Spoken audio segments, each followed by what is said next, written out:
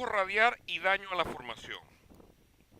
Las fases de las operaciones de completación en el pollo inician cuando culminan las operaciones de perforación y esta a su vez culmina cuando el pozo es completado finalmente dejándolo listo a producción. Ahora bien, las operaciones tradicionales de completación comprenden, sin limitarse a cañoneo, instalación de los empaques con gravas, acidificaciones matriciales, fracturamiento hidráulico e inclusive asentamiento de la tubería de producción y empacaduras. De hecho, el objetivo de estas operaciones consiste en obtener un pozo cuya productividad no resulte limitada por la completación en sí. De hecho, si bien esto parece sencillo de lograr, en muchas partes se emplean regularmente técnicas de completación que restringen la productividad del pozo. En sincronía con lo anteriormente expuesto, el problema de la productividad reviste particular importancia en aquellos pozos que requieren control de arena. Ahora bien, los pozos que han sido empacados con arena son especialmente susceptibles de padecer problemas de productividad sumamente baja si se emplean técnicas inadecuadas de completación. Por otro lado, es posible, repito, lograr niveles muy aceptables de productividad en pozos empacados con grava cuando se aplican técnicas de completación reconocidas y cuyos resultados han demostrado ser los más satisfactorios o los más eficientes. Flujo radial. El flujo de fluidos que se dirige hacia un pozo se rige por los principios del flujo de fluido, valga la redundancia, a través de medios porosos. Por consiguiente, la ley de Darcy establece que el flujo de fluido que atraviesa materiales porosos se encuentran controlados por el gradiente de presión desde la formación virgen hasta la cara de la formación, así como también viscosidad del fluido y asimismo por el área disponible para el flujo en la formación. De hecho, la constante de proporcionalidad entre la caída de presión y la tasa de flujo es llamada permeabilidad. Ahora bien, en cuanto al término de permeabilidad, es la medida del área de flujo disponible en una sección transversal determinada del material poroso. De, de, del mismo modo, en una situación de flujo lineal, el área de flujo es constante, por lo que la caída de presión que se requiere para inducir una tasa de flujo determinada también es constante. Sin embargo, los fluidos que fluyen hacia un pozo no conforman una situación de flujo lineal y suelen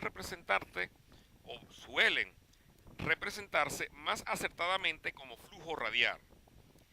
Ahora bien, en condiciones de flujo radial, el área disponible para este disminuye constantemente a medida que el fluido se aproxima a la cara de la formación, tal como se ilustra en la imagen anexa. Ahora bien, a medida que el fluido se acerca al pozo, la disminución del área disponible para el flujo incrementa progresivamente la velocidad del mismo, lo que a su vez incrementa la caída de presión. En torno a lo anteriormente expuesto, la ecuación que se presenta a continuación constituye la ley de Darcy para el flujo radial, expresada en unidades de campo petrolero. De hecho, esta ecuación puede utilizarse para examinar los cambios de presión o para evaluar los cambios de presión que se producen alrededor de un pozo en producción. Ahora bien, de esta ecuación se obtienen ciertos resultados que se muestran en la figura anexa. Este es para el caso de un pozo petrolero que posee una permeabilidad de formación de 200 milidarcy y que fluye a 5.000 barriles diarios. Ahora bien, el gráfico de la derecha es una representación detallada del que se presenta a la izquierda y muestra que la caída total de presión es igual a la presión del yacimiento, el cual es aproximadamente unos 2.700 libras por pulgada cuadrada, menos la presión en la cara de la formación, el cual es aproximadamente equivalente a 2.070 libras por pulgada cuadrada.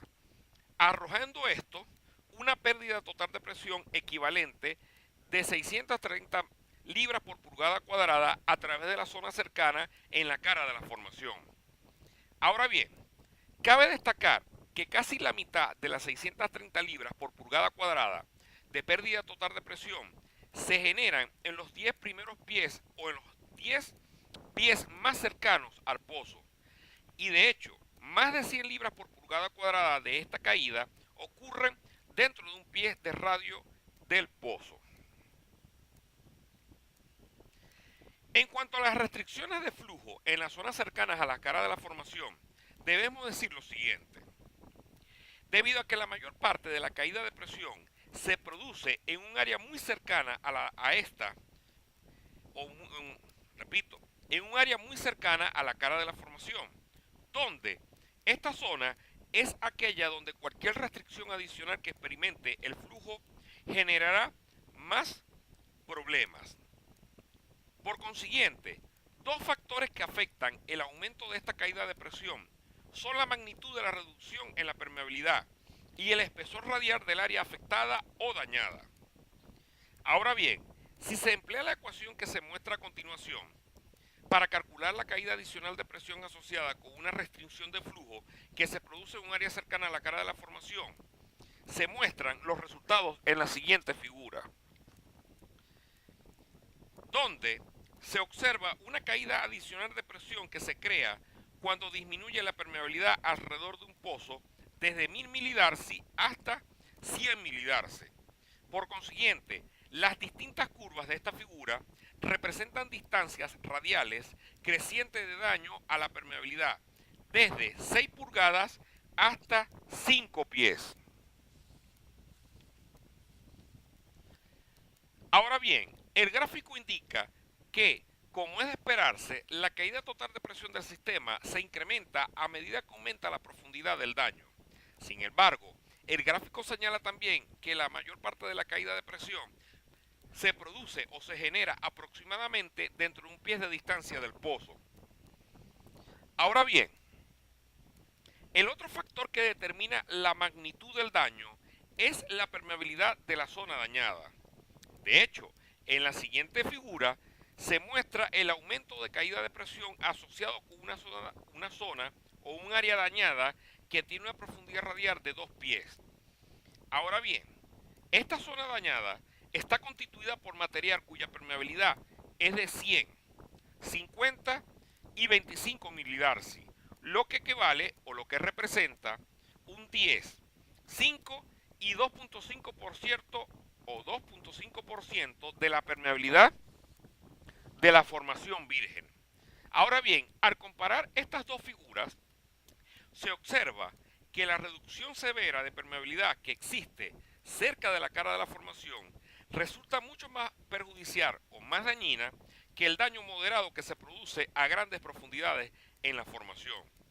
De hecho, la importancia de una reducción severa de la permeabilidad puede demostrarse mediante el cálculo de la productividad dañada de un pozo expresada como una relación de la profundidad no dañada. Ahora bien, esta relación se calcula en función del espesor radial de la zona dañada y del grado de reducción de permeabilidad a partir de la siguiente ecuación. También, la siguiente figura muestra los resultados que se obtienen cuando se grafica esta ecuación versus el radio de la zona dañada, para distintos grados de daño, por supuesto. Por consiguiente, la imagen ilustrativa confirma además que las reducciones de permeabilidad ejercen una influencia fundamental cuando se producen en zonas sumamente cercanas a la cara de la formación.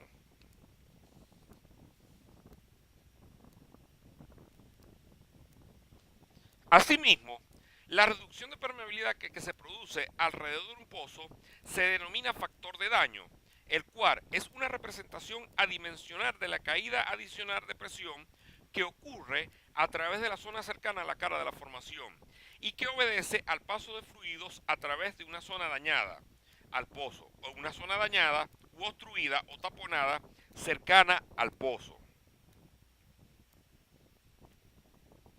Ahora bien, si el factor de daño calculado resulta positivo, entonces se ha producido un aumento en la caída de presión alrededor del pozo, por lo que se está considerando daño o por lo que es considerado un daño. Es decir, el factor skin es mayor a cero. Por el contrario, si los cálculos arrojan un factor de daño negativo, entonces nos encontraremos ante una zona de mayor permeabilidad. Esto es una característica de un pozo estimulado. Ahora bien, los factores de daño pueden oscilar desde -6 hasta cualquier número positivo. Ahora bien, no es inusual encontrar factores de daño comprendidos, o mejor dicho, repito, es difícil encontrar factores de daño comprendidos entre 25 y 50 en formaciones que presentan un nivel elevado de permeabilidad.